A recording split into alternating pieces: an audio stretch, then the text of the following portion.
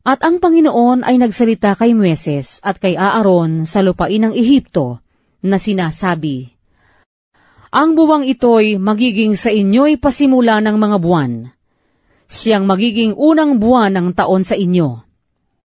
Salitain ninyo sa buong kapisanan ng Israel na inyong sabihin, sa 10 araw ng buwang ito ay magsisikuha sila sa ganang kanila, bawat lalaki, ng 1 kordero, ayon sa mga sangbahayan ng kani-kanilang mga magulang, 1 kordero sa bawat sangbahayan.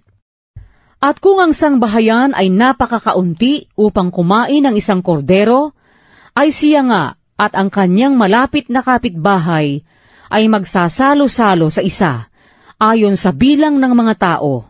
Ayon sa bawat tao na kumakain, gagawin ninyo ang pagbilang sa kordero.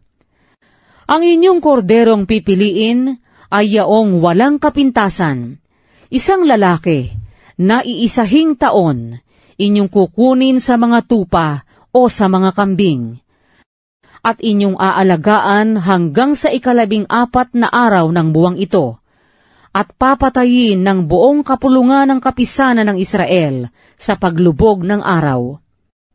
At kukuha sila ng dugo niyan, at ilalagay sa 2 haligi ng pinto at sa itaas ng pintuan sa mga bahay na kanilang kakainan. At kanilang kakanin ang laman sa gabing yaon na inihaw sa apoy, at tinapay na walang lebadura, kakanin nilang kaulam ng mapapait na gulay.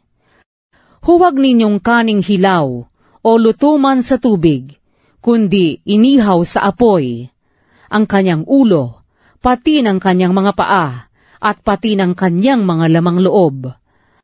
At huwag kayong magtitira ng anuman niyaon hanggang sa kinaumagahan, kundi yaong matitira niyaon sa kinaumagahan ay inyong susunugin sa apoy. At ganito ninyo kakanin, may bigkis ang inyong baywang.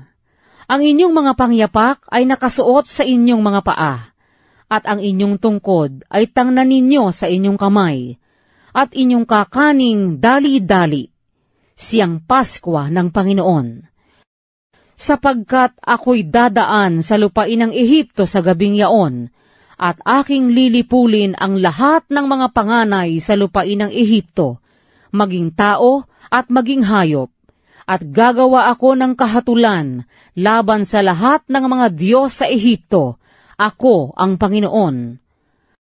At ang dugo ay magiging sa inyo'y isang tanda sa mga bahay na inyong kinaroroonan. At pagka aking nakita ang dugo, ay lalampasan ko kayo, at walang salot na sa inyo, napapatay sa inyo, pananakit ko sa lupain ng Ehipto. At ang araw na ito'y magiging sa inyo'y isang alaala, at inyong ipagdidiwang na pinakapista sa Panginoon. Sa buong panahon ng inyong lahi ay inyong ipagdidiwang na pinakapista na bilang tuntunin magpakailanman. 7 araw nakakain kayo ng tinapay na walang lebadura. Sa unang araw ay inyong ihihiwalay sa inyong mga bahay ang lebadura, sapagkat sino mang kumain ng tinapay na may lebadura, mula sa unang araw hanggang sa 17 araw, ay ihihiwalay sa Israel ang taong yaon. At sa unang araw, ay magkakaroon kayo ng isang banal na pagkakatipon, at sa 17 araw man, ay magkakaroon din kayo ng isang banal na pagkakatipon. Walang anumang gawa na gagawin sa mga araw na iyan, liban na yaong nararapat kanin ng bawat tao, na siya lamang maaaring gawin ninyo. At inyong ipangingilin ang pista ng tinapay na walang lebadura. Sapagkat sa araw ring ito, kinuha ko ang inyong mga hukbo sa lupain ng Ehipto.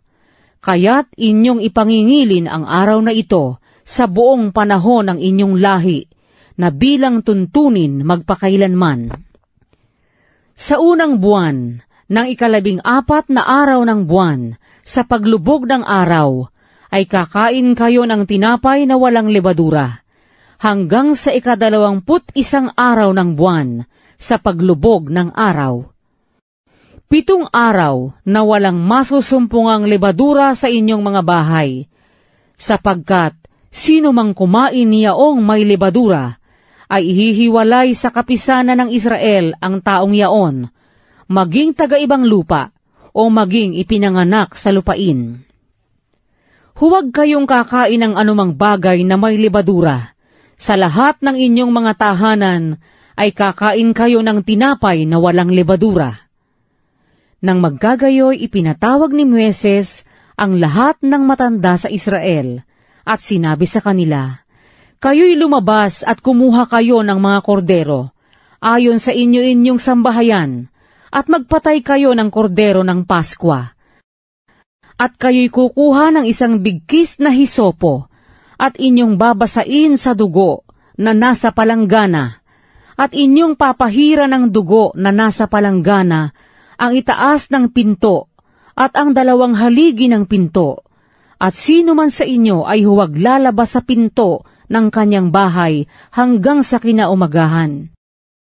Sapagkat ang Panginoon ay daraan upang sugatan ang mga Ehipsyo, at pagkakita niya ng dugo sa itaas ng pinto at sa 2 haligi ng pinto, ay lalampasan ng Panginoon ang pintong yaon, at hindi niya papayagan ang manunugat ay pumasok sa inyong mga bahay na sugatan kayo. At inyong ipangingilin ang bagay na ito, na pinakatuntunin sa iyo at sa iyong mga anak magpakailanman. At mangyayaring pagdating ninyo sa lupain na ibibigay sa inyo ng Panginoon, gaya ng kanyang ipinangako, ay inyong tutuparin ang paglilingkod na ito. At mangyayaring pagsasabi sa inyo ng inyong mga anak, ano ibig ninyong sabihin sa paglilingkod na ito?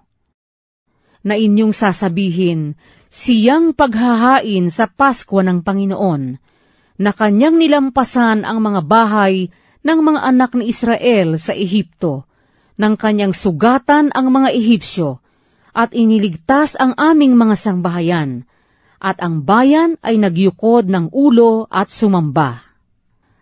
At ang mga anak ni Israel ay yumaon, at ginawang gayon, kung paanong iniutos ng Panginoon kay Moises at kay Aaron, ay gayong ginawa nila. At nangyari, sa hating gabi, na nilipol ng Panginoon ang lahat ng mga panganay sa lupain ng Ehipto, mula sa panganay ni Faraon na nakaluklok sa kanyang luklukan, hanggang sa panganay ng bilanggo na nasa bilangguan, at lahat ng panganay sa mga hayop.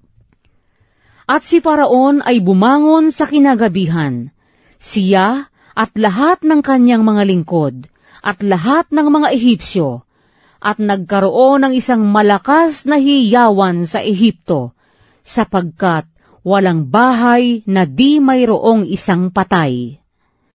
At kanyang tinawag si Moises at si Aaron sa kinagabihan, at sinabi, "Kayo'y bumangon, umalis kayo sa gitna ng aking bayan, kayo at 10 ng mga anak ni Israel, at kayo'y yumaong maglingkod sa Panginoon, gaya ng inyong sinabi.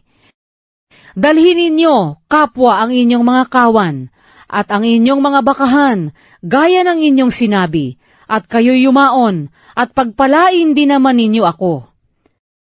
At pinapagmadali ng mga Ehipsyo ang bayan, na madaling pinaalis sila sa lupain, sapagkat kanilang sinabi, "Kaming lahat ay patay na." At dinala ng bayan ang kanilang masa bago humilab, na nababalot ang kanilang mga masa sa kani-kanilang damit, sa ibabaw ng kani-kanilang balikat. At ginawa ng mga anak ni Israel ayon sa salita ni Moises, at sila'y humingi sa mga Ehipsyo ng mga hiyas na pilak, at mga hiyas na ginto, at mga damit. At pinagbiyayaan ng Panginoon ang bayan sa paningin ng mga Ehipsyo, anupat ibinigay sa kanila anumang hingin nila, at kanilang hinubaran ang mga Ehipsyo. At ang angka ni Israel ay naglakbay mula sa Rameses hanggang sa Sukot, na may 600,000 lalaki na naglakad, bukod pa ang mga bata. at isang karamihang sama-sama ang sumampari namang kasabay nila, at mga kawan at mga bakahan na napakaraming hayop. At kanilang nilutong mga munting tinapay na walang libadura ang masa na kanilang kinuha sa Ehipto, sapagkat hindi pa humihilab, sapagkat sila'y itinaboy sa Ehipto, at hindi sila nakatigil o nakapaghandaman ng anumang pagkain. Ang pakikipamayan nga ng mga anak ni Israel na ipinakipamayan nila sa Ehipto ay 430 taon. At nangyari, sa katapusan ng 430 taon, ng araw ding yaon ay nangyari na ang lahat ng mga hukbo ng Panginoon ay umalis sa lupain ng Ehipto. Ito ay isang gabing pangingilin sa Panginoon dahil sa paglalabas niya sa kanila sa lupain ng Ehipto. Ito ay yaong gabi ng Panginoon na ipangingili ng lahat ng mga anak ni Israel sa buong panahon ng kanilang lahi. At sinabi ng Panginoon kay Moises at kay Aaron, ito ang tuntunin sa Paskwa. Walang sino mang taga-ibang lupa nakakain niyaon. Datapwat ang alipin ng bawat lalaki na nabili ng salapi. Pagkatuli sa kanya'y makakakain nga niyaon. Ang nakikipamayan at ang alilang binabayaran ay hindi kakain niyaon. Sa isang bahay kakanin, huwag kang magdadala ng laman sa labas ng bahay. Nisisira kayo ng kahit isang buto niyan. Ipangingili ng buong kapisanan ng Israel. At pagka ang isang taga-ibang lupa ay makikipamayang kasama mo, at mangingili ng Paskwa sa Panginoon, ay tuliin lahat ang kanyang mga lalaki, at saka siya lumapit at ipangilin, at siya'y magiging parang ipinanganak sa lupain ninyo. Datapwat sino mang dituli ay hindi makakakain niyaon. Isang kautusan magkakaroon sa ipinanganak sa lupain at sa taga-ibang bayan na nakikipamayang kasama ninyo. Gayon ginawa ng lahat ng mga anak ng Israel, kung paanong iniutos ng Panginoon kay Moises at kay Aaron, gayon nila ginawa.